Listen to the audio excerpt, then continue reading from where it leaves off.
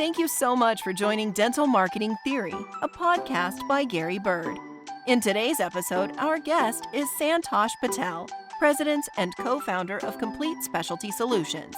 We chat with him about the benefits of adding specialty verticals to your practice, how to make it happen, and bridging the gap between GP and specialty when there isn't clinical alignment.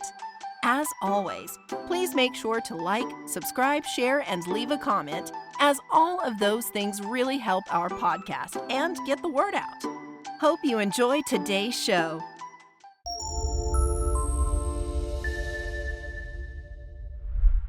All right, we are live. Santosh, my friend, how are you doing? I'm doing well. How are you doing, Gary? Good. Thanks so much for coming on today. Yeah. I'm excited. Thank you for having me. I appreciate it. I'm excited to share what you guys are doing, and I think that you guys are tackling some problems in a very unique way from a very unique angle, and I can't wait to share with our listeners today. So first thing that we've been starting off with all of our guests is just kind of sharing everybody's dental journey and how you ended up in the dental industry. And I know you started off in healthcare, so you have a slightly different perspective. And I think that actually explains a lot about what you're doing and how you're doing it. So would you mind sharing with us your dental journey, how you got started, and just sharing with some of the things that you had to go through to get to where you're at today? Yeah, absolutely. So, I mean, ultimately I married in, right? So, but my kind of professional career really started in education. Worked as a high school teacher first. And then I pursued, kind of more of a passion towards the healthcare industry, initially thinking that it was kind of more of a stable, secure kind of time frame during that period. So I pursued my MHA and my MBA down in Houston. And Houston's known for really one of the largest medical centers in the nation. So I got sucked into the medical space down there, right? I ended up, while I was getting my master's degree, started working for a large health entity, really building just multi-specialty physician groups. We started small in the Houston market, and then the ramp of growth continued throughout Texas, and I was fortunate to just be surrounded by so many medical professionals, both clinicians, providers, executives, and just really learn the medical world and really kind of the problems that they were solving in that space. My wife's a dentist. My brother-in-law is a dentist. When we lived in Houston, we actually owned a practice, not too far from where we lived. So it gave me some good insight into actually the dental space and the industry, and allowed me to actually understand a little bit more of the parallels between medical and dental as well, which was unique. And it was nice to kind of have that exposure and opportunity to kind of see that.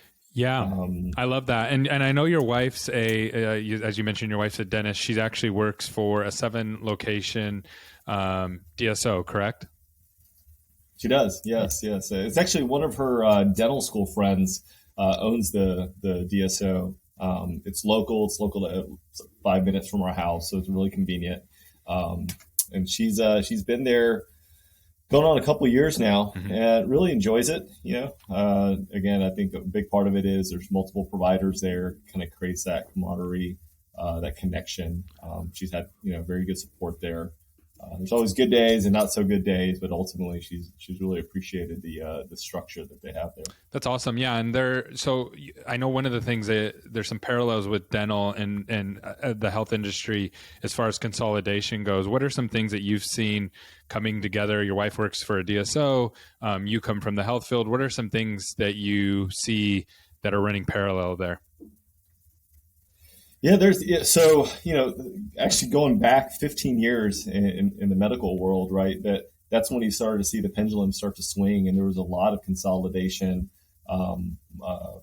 Larger kind of physician groups were acquiring solo practices, and then you have health systems starting to acquire physician groups, simply to build out their ecosystem. They wanted to kind of create their own ecosystem of care. And provide that access. And they knew that one of the only ways to do that is to go out and either build their own physician practices or go out and acquire folks who are just the right complement to kind of their vision. So that was kind of rapid growth. Well, over the last 5-7 years, you start to see more of that trend in the dental space. You start to see, of course, you have the DSOs who are really in the de novo phase where they're just going out and building, and it's kind of a real estate game as well for them. They're buying land, they're purchasing, they're building, or they're just in the right spaces based on some data-driven decisions, right? But then you started to see now more of a roll-up of acquisition of these groups, and which is quite frankly difficult. We did this in the medical space when you're trying to roll up different practice philosophies and kind of personalities into one umbrella company. You really have to have some strong leadership that's in place. And so, in the medical world, that's kind of what we started to see is there was a tremendous amount of focus on operational excellence, right? Using groups and philosophies like Lean Six Sigma, design principles, design thinking principles, where you're actually looking at the end user. There's a famous book out there, and I know in the dentistry world, they're starting to use it too. It's called Checklist Manifesto, right? Where, these things are just critical when it comes to patient safety and overall experience. So the trend, started to kind of mirror in the same sense of consolidation. You start to get a lot more private equity backed groups who see that, it's a fragmented industry. And with any type of fragmentation, if there's some consolidation, there's also some potential economies of scale. So the dental trend has kind of really mimicked the exact same thing that I was able to see, obviously on a smaller scale. Yeah. Right? I saw the same thing in the physician space. So what do you think the next step for the dental industry then, if you had to guess, where do you think things are going to head? Is it just building stronger leaders at these organizations, or where do you think you see this train going? Yeah, it is. It's going to be, I think it's going to be continued consolidation of solo practices, and then solo practices joining just smaller groups, right? And so building their own mini infrastructure. I think you're going to see more and more kind of GPO models that come out, really just providing some of the benefits that a DSO can bring, just maybe on the cost saving side. Yeah, right? You said a GPO? But I think GPO, group purchasing organizations. So so we're all on the same page, that's to bring the cost of everything down without having to be part of a DSO, right? Correct. Yeah. And there's a lot of groups out there already just on different social media channels, right? That, they'll throw a post out there and say, I'm looking to purchase a Medit scanner. Who else wants to purchase one? Yep. If you purchase, 500 of these, we can all drive the price down, right? So conceptually, it's the same thing. It's just folks, who have like-minded interest and goals kind of coming together in that sense. Yeah. So and then you're starting. Oh, go ahead. No, go ahead. I was going to say, and then you're going to start to see, emerging smaller DSOs being acquired by mid-market size DSOs, right? And then the larger DSOs. Yep. And you actually saw some of that happen this year, where I think Heartland acquired American Dental Partners, and Aspen. Smile Brands acquired. Yeah, Aspen got Clear Choice. Clear Choice. Yeah. Yep. Definitely. And then Smile Brands, I think the Midwest Dental group as well. And so you're starting to see the larger DSOs start to acquire, not so large yet, right, DSOs, just to kind of gain a little bit more market share in that space. So I do think that that's going to continue to be the trend. But again, like in order for all these to be successful, there still has to be operational excellence in each of these categories and strong leadership throughout. Got it. And so what do you see positive coming out of this? So seeing in the healthcare, what were some of the positives as the consolidation started to happen? What were some things that you saw that might happen again here in dental? Yeah, so I would say actually it's sharing best practices throughout the board, right? So, having these leaders of these organizations understand that they are now essentially, ranking against themselves, and they're all on the same table to understand who can do this better, right? So the gap of operational excellence and leadership starts to narrow in terms of skill set, and I think that's one way that you're going to start to see, just really all groups, ultimately being able to provide a higher quality care, higher access to care, but ultimately a better patient experience. That's the one thing I would say, though, that medical can definitely learn, is the dental industry has focused more on the patient experience side, right? Yeah. If a patient is waiting more than 5 or 7 minutes in the lobby, you're going to hear about it. Yeah, when right? you go to the doctor's office, you already know you're waiting there. It's going to be all day, right?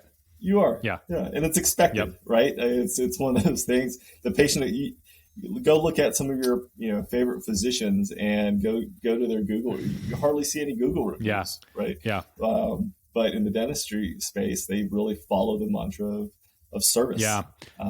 Very hospitality driven. Well, and I think wonderful. I think too, something that dental's figured out that, and dental's not perfect at it, it's still a struggle, but way better than other health verticals, is the ReCare model as well, right? The continuing to do preventative care. And you see it in healthcare a little bit, where they're like, oh, come in when you're 60 to do this test, or come in when you're 45 to get this x-ray or this service done, but nothing to the level, like everybody knows you're supposed to go to the dentist every 6 months, right? And these practices are built, a lot of these practices are built on the back of that. Do you think that that's going to change as the consolidation happens? Like, do you just lose some of that, or were you able to build on top of that? I think you build on top of it, right? Again, going back to what dentistry is doing really well is the simple fact that they're able to double down on education to the patients and make them more aware of the benefits of overall oral health.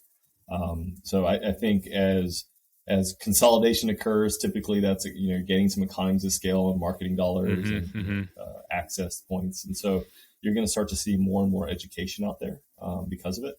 And which again, ultimately is good for the industry, right? It's good for patient care. It's good for, these individuals who own the practices, and this is their livelihood. Yeah. So.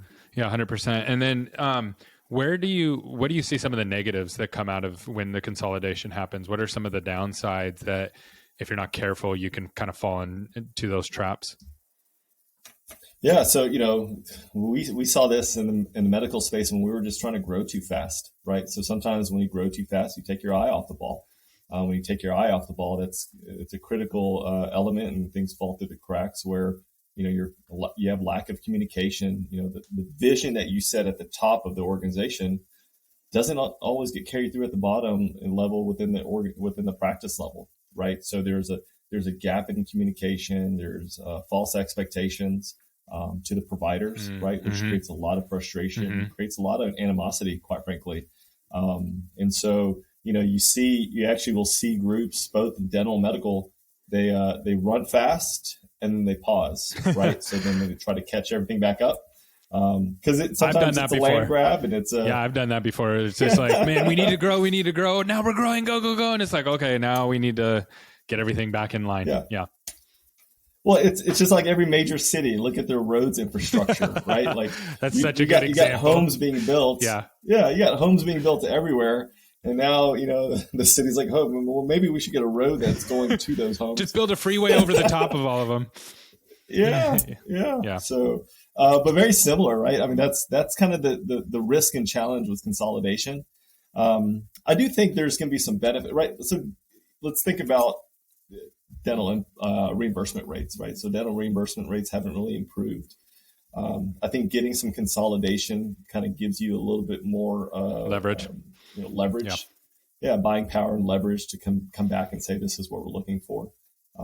I do think the trend within dentistry is going to either go one or two ways. It's either going to go where insurance is going to get bundled under medical, right? Where now your deductibles and coverage elements are all tied within your medical plans, which I think there's some even discussions that Blue Cross Blue Shield is trying to how to bundle it all together.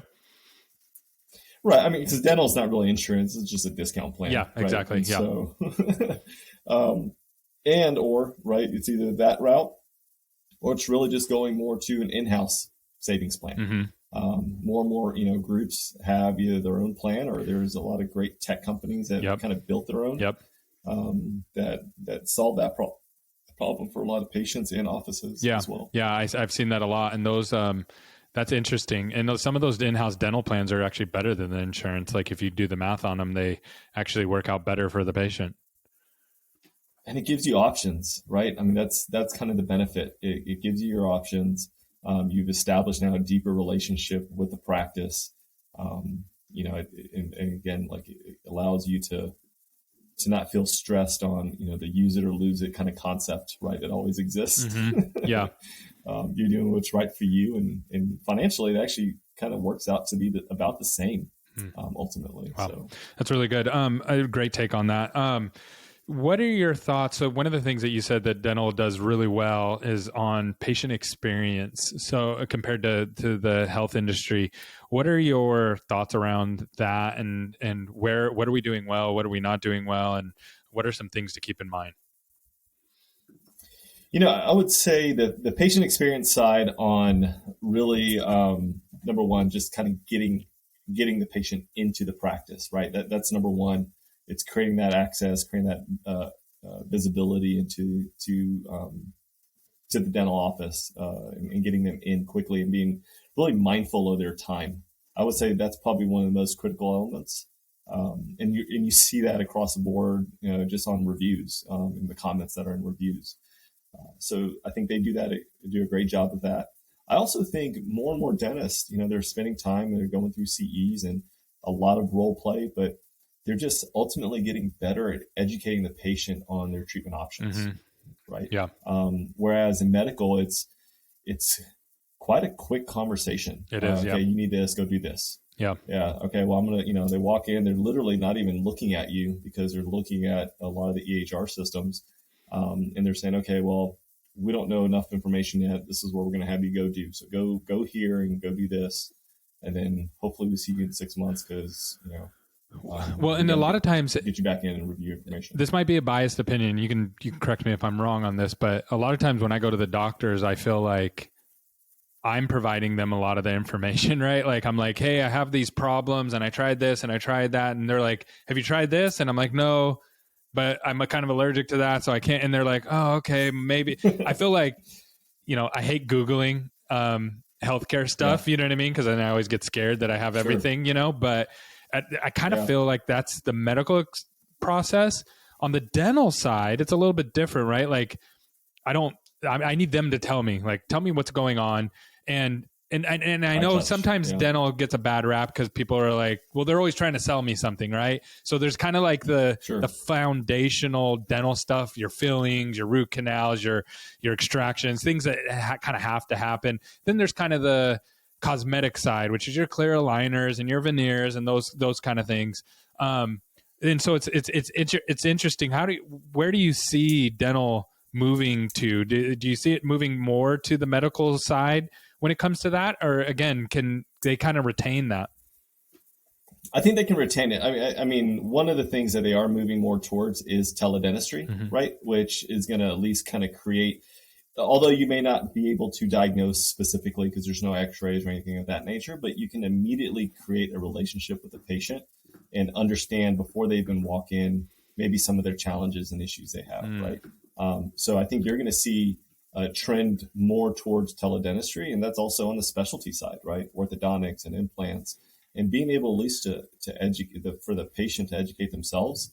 It's far superior for the patient to have a 15-minute teledentistry call with their potential provider versus spending hours online and reading the pros and cons of treatment that may not be relevant to them, right? I mean, that's ultimately comes down to. And my wife and I, we used to always laugh about this just when we owned a practice, right?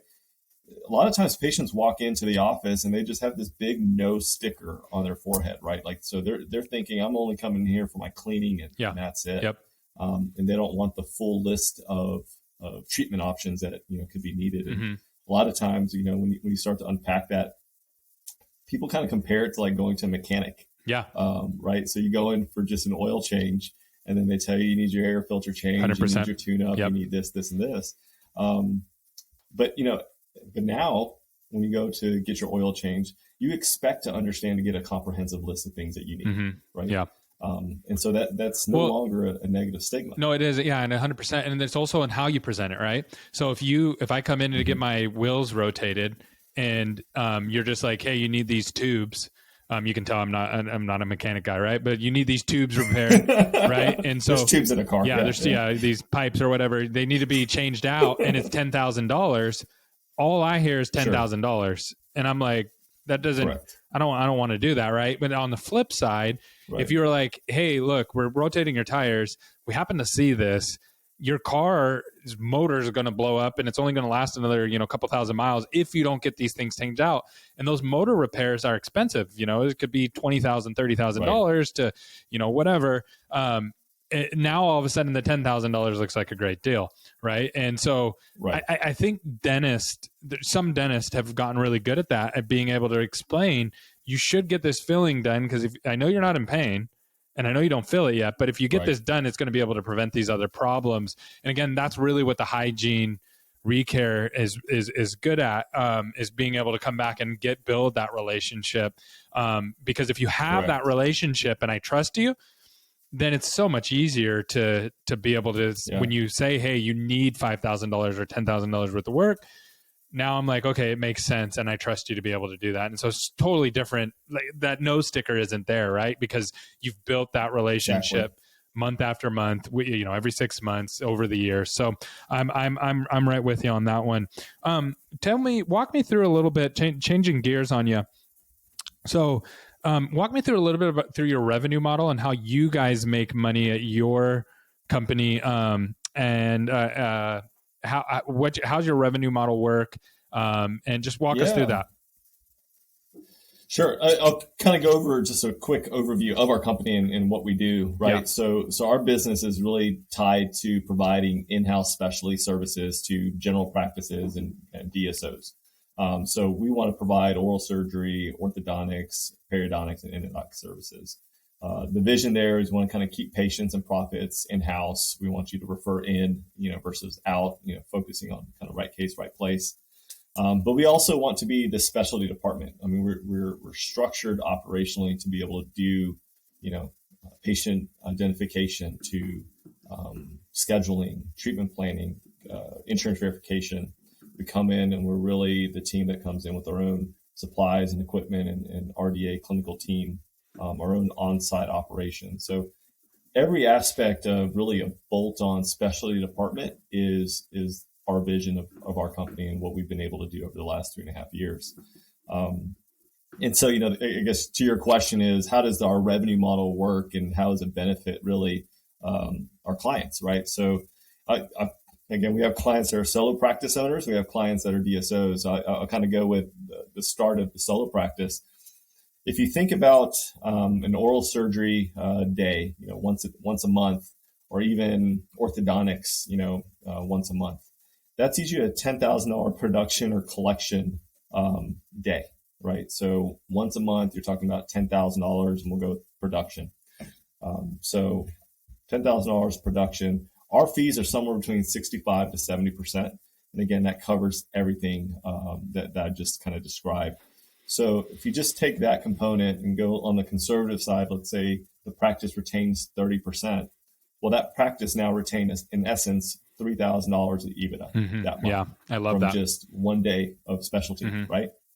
Well, $3,000 a month times 12 months, you have $36,000 of EBITDA, right? And you can use that towards new technology. You can use that towards adding new marketing services. You can use that towards adding new team members. You can use that to pay down practice debt, right? Yep. Like there's a lot of ways that you can leverage this additional revenue stream. And then, so that's great for the solo practice owner. And if the practice owner wants to then sell, right? Yeah. No, well, there's a top line. There's kind of there's a top line, right? And then there's a mantra of, okay, right now going rate for a solo practice 5 to 7 times the EBITDA. Well, so 7 times $36,000 is just over $250,000 of valuation lift. And that's on a super conservative. You're being like really, really conservative with those numbers. So it's actually going to be a lot more than that for most practices. And the other thing is too, is that a lot of times it's like, you have to pick, right? So it's like, well, you can either do this or you can do this, right? And if you do this, then this one's going to come down. And if you do this one, then this one's going to go up and this one's going to go down. Right. I think with what you're doing, you're using facilities or you're using the space when it's not being used. And so it's just more cream on the top. Am I phrasing that right? It's incremental. Yeah, it's all incremental, right? So when you think about it's just underutilized operatories or closed days, right? So we're coming in when the office is already closed, or you're in the chair next to where the oral surgeon is, so you're both generating revenue, right? And kind of going back to the solo practice, well, if you're a DSO with 20 locations and 10 of which are the ones where you actually do oral surgery at and you funnel and filter, feed your different locations, well, with that same math, that's about a $3.6 million valuation lift, right? Because they're typically going at a 10x multiple. So, that's one day a month, right? So there's a tremendous amount of kind of revenue opportunities for the practices. What's been interesting is over the last really year and a half, I think everyone understands some kind of the basic core of the revenue game, right? And how this brings kind of incremental income to the practice. More people are concerned and excited actually about the fact that there's patient retention. So you're not referring those people out to another practice. Yeah. So you're spending so much money just to acquire these new patients, and then now you're going to refer them away. Yeah. Whereas, you have an opportunity, especially for orthodontics, you now have an opportunity to retain that patient 24 months potentially, right? And so, and that family member, everyone's dental IQ goes up. I love that. And I think what your guys' secret sauce is, and the thing at least that draws me to how you guys are tackling this is you're really approaching this from an operations angle. You're not I know everybody looks at you and you're like, oh, he's the specialty guy. And same with SMC, right? SMC is a marketing company. So it's the marketing guy. But we really, what makes SMC unique is that we first started operations and go, okay, what's going to break and what's not going to work if we do marketing here? And then we solve from that angle, because then that's going to allow us to get the most impact for marketing. And I think what makes you guys unique is you are taking that office and you're saying, we're going to solve a lot of the operational issues. And then we're going to put specialty in to solve that. So can you walk me through what makes how you guys do that? I know you got some softwares. I know that you come and you're fully equipped and you're the one doing everything from start to finish. Could you walk me through that a little bit? I can, yeah. And this has been an evolution of the business, right? So when we first started, we thought it was easy just to kind of say, hey, we have a group of specialists. Can we plug them in? And you guys build the schedule, we'll bring the supplies, and it'll be a great day. Nope. Time after time, we would walk in and there was no patients on the schedule. And I got an upset specialist. I have payroll I have to make, and it didn't work. Yep. So we kind of took a step back and say, well, why doesn't it work? And we're very fortunate to be able to, we always go with the design thinking philosophy, end user, right? So we sit down with dental practices and kind of unpack and dive in deep. And really what it came down to is it's just an additional distraction. Even though it's a huge value to the practice, they don't have the time and resources and personnel to focus on that one day a week, right? They have 25 other days of the week they need to focus on. So, when we got down to, well, what is it that, you are capable of and able to do? Well, we can give you the referral, and then you guys need to run with it from there, right? So, okay. So now we're just actually building a business within a business. Yeah. So that's where we've been able to really just kind of leverage a lot of our operational skill sets and just kind of take each segment and fine tune it, right? So how do we go into the practice, we have remote access. We're able to identify patients coming up on future days. That's so cool. Based on specialty guidelines, and say, here are the number of patients that would qualify for specialty care, right? Yeah. We have built our own technology that creates a whole different level of transparency. This kind of solution provides a dashboard so how many referrals per week, per month are coming in. That's so cool. That's transparency to this. Yeah. a lot of times we'd sit down with the general dentist and say, hey, we noticed you haven't sent any referrals. They said, well, I sent y'all 10 last week. Yep. We didn't see any of them. So we didn't see any of the referrals. And so now it kind of creates a transparency on, okay, this is actually how many I sent. It's not recency theory anymore. Yeah. No, I love that because the dental industry as a whole, like let's say you and I, Santosh, we go and start a business and we're like, hey, we want to go out there and market that business and we want to follow the lead all the way through to conversion and we want to see that person, how much they spent, what's their lifetime value, all those things. Like in most industries, you could go get that software.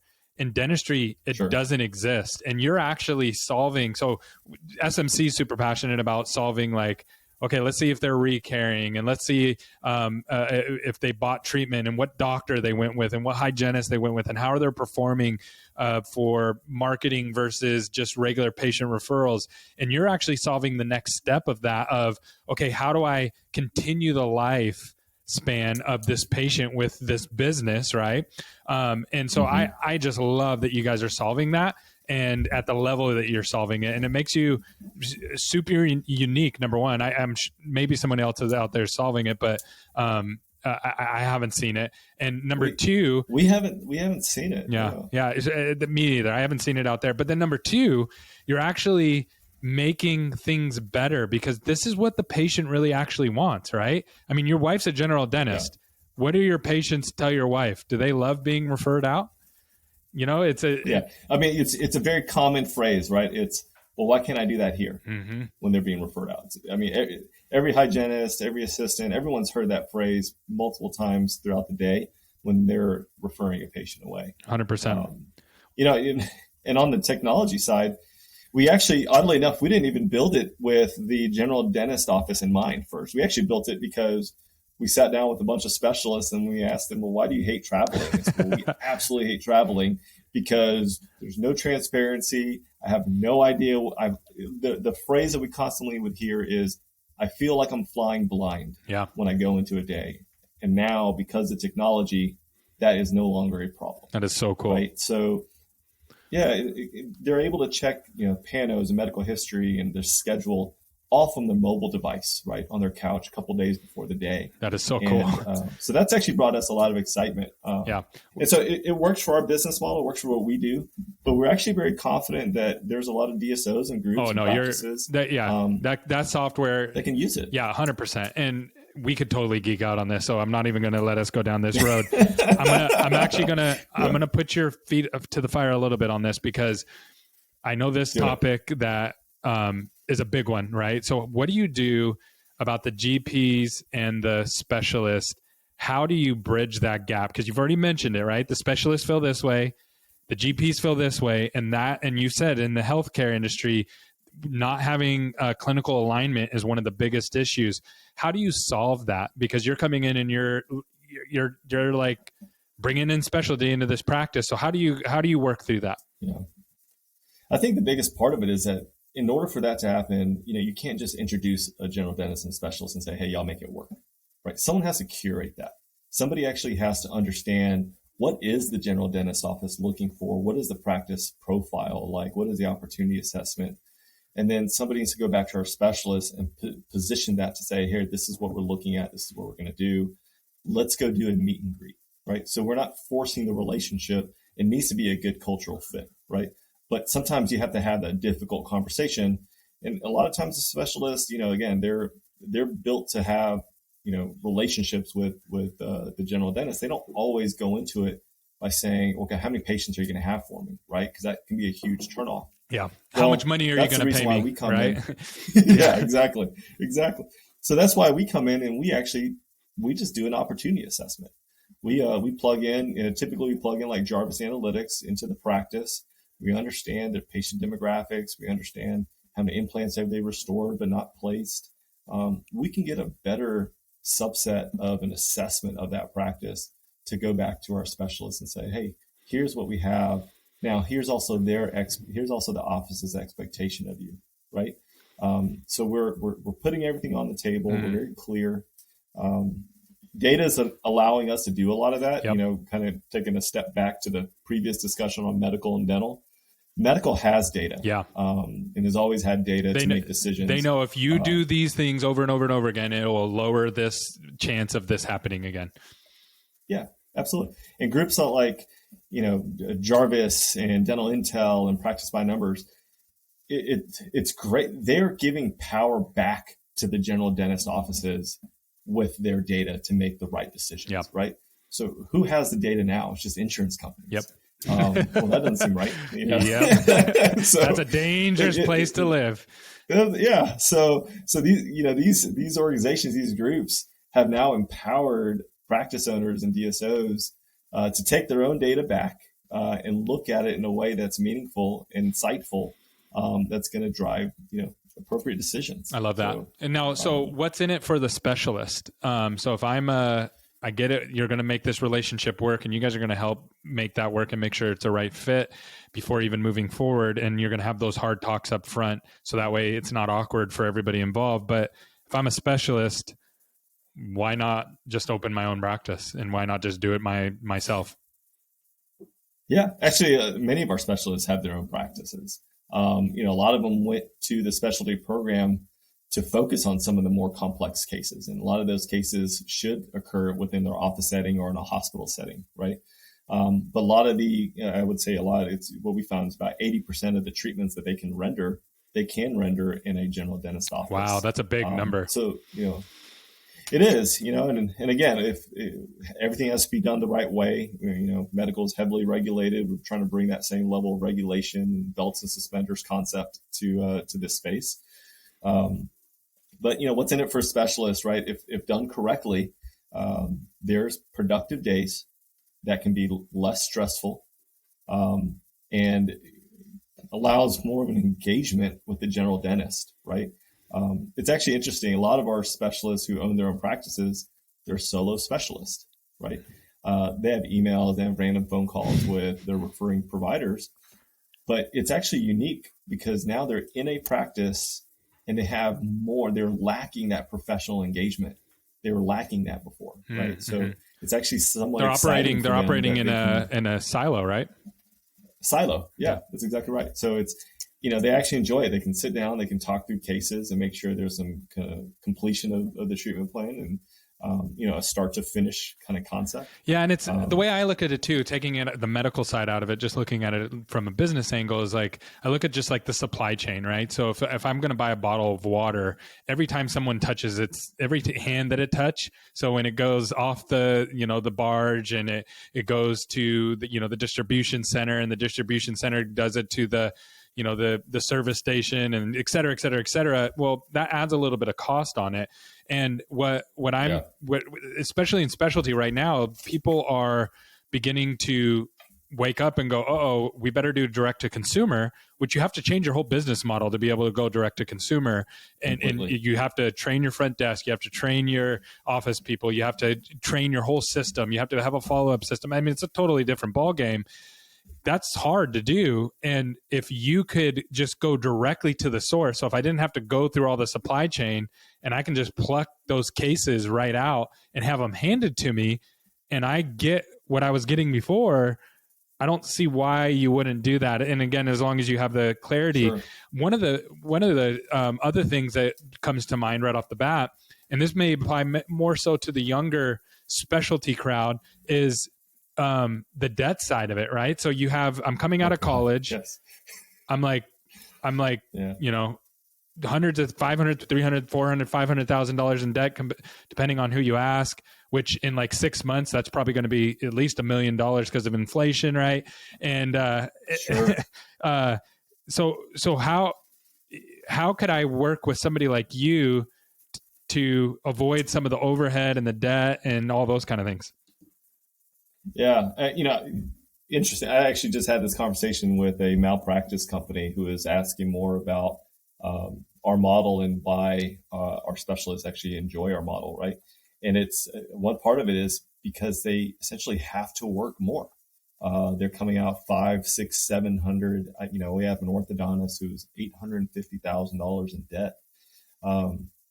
That is substantial. That's before they even actually get a home or get any other type of debt. And then if they wanted to own a practice, that's another, $750,000 to take out debt to build a practice.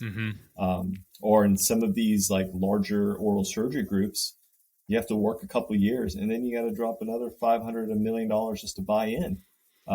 So, where is all this money going to come from? Yeah. Right. So this has afforded the opportunity for these specialists to have some incremental income.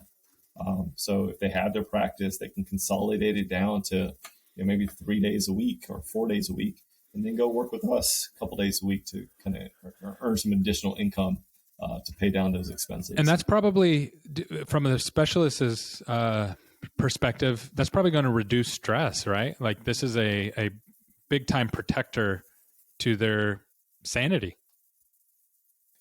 If done right. And I always want to kind of harp on that because there's a lot of specialists who've tried the traveling model and they've kind of reverted back and they hated it because they did feel like they're flying blind. They felt an enormous amount of stress because they didn't know what was going on with the patient, but then they felt this obligation to have to treat the patient. And so our whole vision is, we have clinical directors who just would never allow us to kind of step through that path. And really, again, with the leverage of our technology, like if you can reduce the stress levels of these specialists, they're happy to continue to work, these days and pay down their debt and the contributions that they have to make.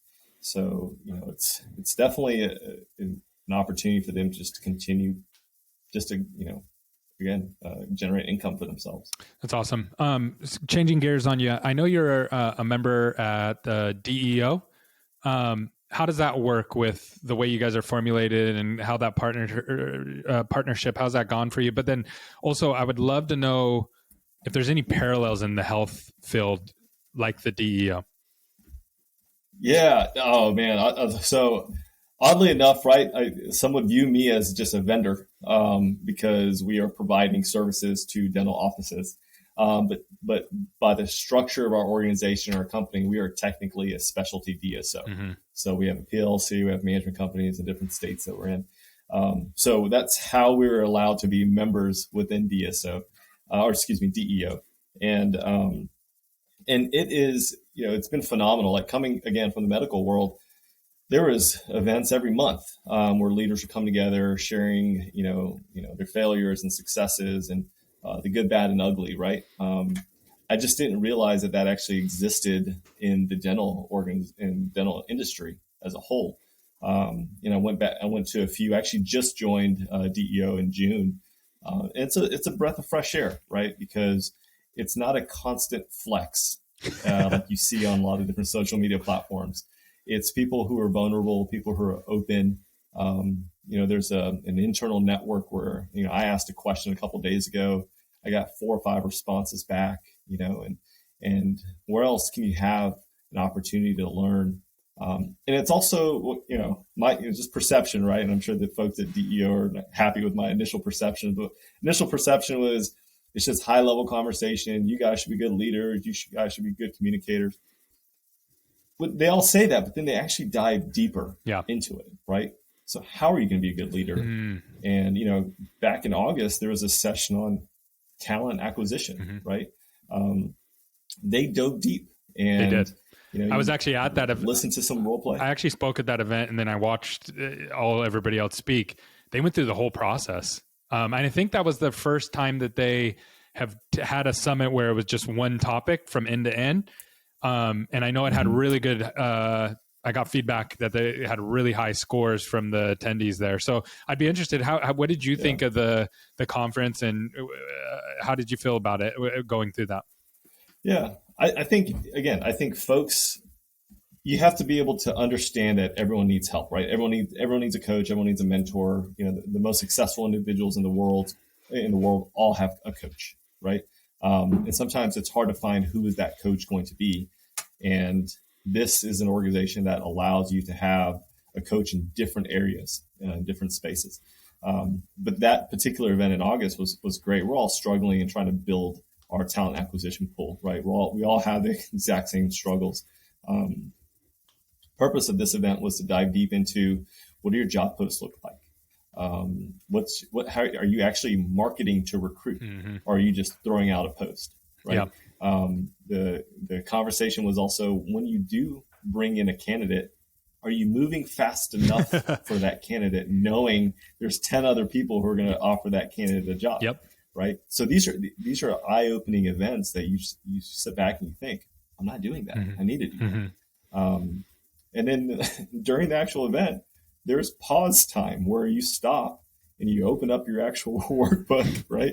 And you say, okay, this is what I'm going to do. It's like going to school, right? It's exactly what it was. Yeah. And, and literally that over the next 2 weeks, I had my action plan based on this session. I implemented it, and we started hiring. We started to see qualified candidates come through. That is so cool. I provided that feedback, and I was like, you guys dove deep, right, into a true and a real issue. And it's more of that kind of concept and like-minded folks coming together that works really, really well. So I know it's a short stint. I've been part of the group, but I highly recommend it. I recommend it to actually our clients as well. Several of our clients are members. Yep. Ours too. It just gives you an opportunity to see it from a different angle, right? And participate. That's really cool. I love it, and I'm 100% with you. It's a great group, and and I learned so much. So I can only imagine if you're in doing what you're doing, what the impact would be. So here's something that I've come across. So I've been in several organizations, several DSOs, that someone comes in the room, some visionary, right? Somebody who gets really excited like me and just makes everything seem super simple. And they'll come in and they'll say, hey, let's add specialty, because that's how we're going to scale. That's how we're going to grow, right? And it can't be that hard to add ortho, or it can't be that hard to, start doing this specialty vertical. And let's do it, in the fourth quarter, let's just add it, How hard is it to actually add specialty? I don't like shoot myself. It's actually not that difficult to add specialty. It's, do you have the right time, resource, and personnel dedicated to specialty? So walk through those. Yeah, walk through those for me. Pretend So I'm at a DSO, I'm the CEO, and I got 20 locations, and I'm just like, I just want to add ortho to everything that we're doing. Yeah, exactly. So number one, is ortho the right specialty for your group, right? Like, have you actually sat down and done the opportunity assessment based on your patient demographic and age and how many referral outs? And have you sat down and did a focus group with your providers? That's number one. It's one thing that we do, right? Number two, we try to determine, well, what's the right frequency? Is it once a month? Is it twice a month? Is it every week? What's the right frequency for the practice? So diving deep into that. And obviously that comes based off knowledge and experience of doing it for multiple years, right? The next level is just like anything else. It's a checklist, right? How are you hardwiring the conversation between the hygienist to the patient and then the general dentist to the patient, right? How is that preheated? How is that? And you can say scripted. Nobody follows a script. Nobody should follow a script, right? You should understand the script. Then you should take your own personality into it, so it's not rehearsed. And they have to buy into it, right? So we spend time to do that. Well, who at the office is going to have dedicated time to do that with each practice location and each employee? And then, so I'm probably going to have a separate team, right, to help me execute that. Yeah, right. Yeah, and then down to, okay, do we know all the instruments that are needed? Do we know the supplies that are needed? Yeah. Do we know which labs, the logistics? Okay, patients has a question. One of our favorite things that we always find when practices used to have specialty and then they called us and asked us to kind of plug in, they would say, we would get calls from patients and we just didn't know how to answer their questions, right? They're detailed, they're specific to specialty, like if it's wisdom tooth extractions, if it's IV sedation, if it's implants. So you have to also train the frontline folks that, hey, this is how you guys need to respond, because clinically we can do it, but everybody else has to know the basics, right? Yeah, everyone has to know the basics, and that's the reason why in our business model we actually interact with patients, right? Because we don't want to rush through it. We want to make sure they understand the treatment. The more they understand, the more they're inclined to proceed. But education's critical. Going back to the buy-in side, if you have an oral surgeon that comes to your practice, is your front desk, is your assistant, when the patient's asking them, well, who's this doctor that's going to take my wisdom teeth out? Oh, it's our oral surgeon. Versus, oh, it's Dr. Joe Smith. He's our oral surgeon. He's phenomenal. You're going to love, patients love experience. Go to our website and our Googles. You'll see his name all over the place. That's a whole different conversation, right? So it's preparing. It's those little levels of detail and segmenting out the operational kind of functions that are needed for specialty. And then it's also making sure you're building the schedule right for specialty. Because that's the front desk person that's usually taking these people and placing them. So just like the person answering the phone, if you don't know anything about specialty or how long it's taking and all those kind of things, how are you even going to begin to schedule them? How are you gonna, and if you're only scheduling for one day a month, how much of your time are you putting to that one day a month? Yeah. Right. Yep. And if that's not your core focus, it's usually put on the back burner. Mm-hmm. And at that point, the patient, because you didn't call them within 24 or 48 hours, probably not important anymore because you obviously didn't call them fast enough. Right. So when it's all an execution game, just like anything else. Right. I always say there was Uber before Uber. Yeah. Uber was just better at executing, yep. right? And obviously, we're not perfect, and I never say that. There's always room for improvement on our side as well. But that is our only focus, is to focus on integrating specialty. And we even do it for groups and practices, and we say, hey, let us just go ahead and start it for you guys. And, if you feel over a period of time you can do it better, then, our agreement allows for you to kind of give us notice. That's so cool. That's awesome. Yeah, I mean, we don't want to be in someone's house if they don't want us. Yeah, right? yeah, exactly.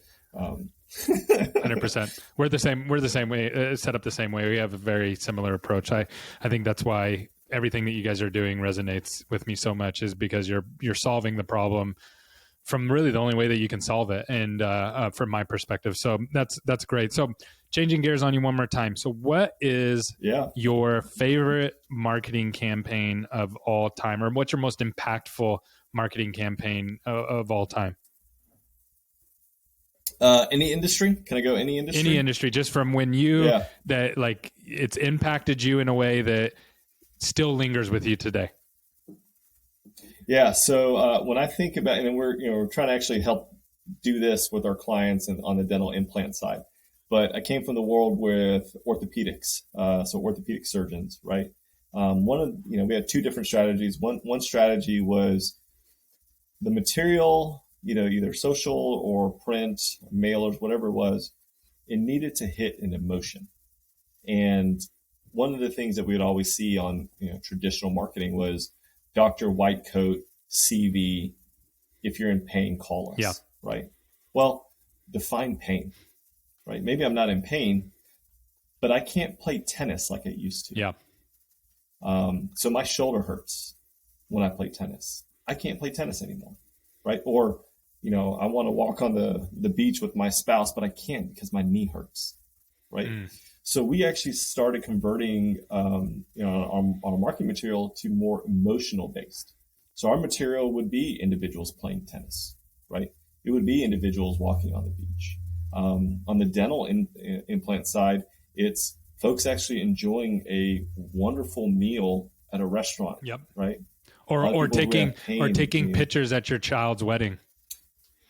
Yeah, weddings, absolutely, right. So these are big moments, emotional moments that sometimes we forget that are more important than dental implants. Yep. It needs to resonate on, if I actually had a dental implant, what can I do now, right? Or what will I no longer feel? Yeah, it's not even about the dental implant or the bone grafting this much, or and these are actually the with the longer buying cycle, houses, cars, and then moving over to dental implants, ortho, and anything up from there. Those are longer buying cycles, right? No one wakes up and just goes, I want to drop 10 grand in my mouth, right? That's just not how we think. And so that is all played off of emotion. And play is not even the right word. It's just how people are thinking about it, right? And it's how they're working through the problem. And it's much different. So where we've seen the biggest problem with this is when we have GPs who say, okay, now we want to do some implants, and they want us to market their implants like we market an exam and x-ray. Well, an exam and x-ray is super easy because I am in pain. My tooth just fell out and I want to instantly come into an office, or I chipped my tooth and I have to go to work tomorrow. Like, I'm finding a dentist right now at this second. Those are short buying cycles. There's a 10-minute window to grab them and get them. With these bigger specialty, it's the longer buying cycles, and you really have to hone in that emotional side. And I love that. I love that you brought that up. And you're the first person to pick anything even remotely close to dental. Everybody's been like Nike and Disneyland and those kind of Apple. And so I love that. So closing out, where can people find you? If I want to talk to you and I want to learn more about what you guys are doing, or I just want to have a conversation of how to maybe make my specialty go smoother, how can I reach out to you guys? Yeah, so you can always email me directly. It's Santosh, Santosh at completespecialty.com. You can always visit our website, completespecialty.com, and there's a form on there for just request information. We are currently in a few states right now. We're in Dallas, Houston, Austin, and San Antonio within Texas. We're in Nashville and Tennessee. We're in Philadelphia. And we're expanding out to a couple other states. We're not in all states, but over the course of the last couple of years, I've had different folks from Seattle and Maryland reach out just for a conversation. I've been very fortunate and blessed in my professional career to have so many people give to me, and allowed me to, I would say, more or less prove them right. Yep. That I love being able to provide insight, right? Whether you agree or disagree, there's a lot of people who disagree with our business model, quite frankly. I would love to be able to actually sit down with them and showcase why we are different than the stigma of traveling specialty from years ago, right? Punch holes in it, right? Look at it and let me know, give me your feedback. Yeah. I mean, that's, again, we have clinical directors who have a great reputation in the community, and they pretty much put it in a structure of, if you go down the path where you're cutting corners, we're not involved anymore, right? And so if we're going to preserve the specialty, we're going to do it the right way. So for groups that, want to add specialty, I would love to have a conversation. And, if it comes to where there's a lot of calls coming through, maybe we set up like a little panel discussion or webinar or something like that. Happy to do that.